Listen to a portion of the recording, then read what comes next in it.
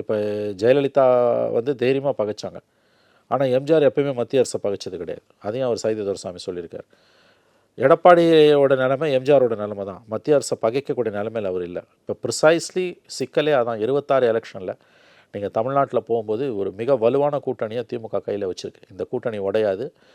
இதில் இன்னும் புதிய கட்சிகள் வேணால் தேமுதிக மாதிரி சேரலாமே வழி இந்த கூட்டணி உடையாது. பலம், பணபலம் இருக்குது, மீடியா பலம் இருக்குது, நெரேட்டிவை செட் பண்ணலாம். தாங்கள் வெற்றி கூட்டணி என்ற ஒரு கருத்தோட்டத்தை அவங்களுடைய வெற்றி வாய்ப்பையும் மீறி அவங்களால மக்கள் மனங்களில் பதிய வச்சு அந்த நெரேட்டிவை பில்டு பண்ணி அந்த டாக்கை வந்து மெயின்டைன் பண்ண வைக்க முடியுது.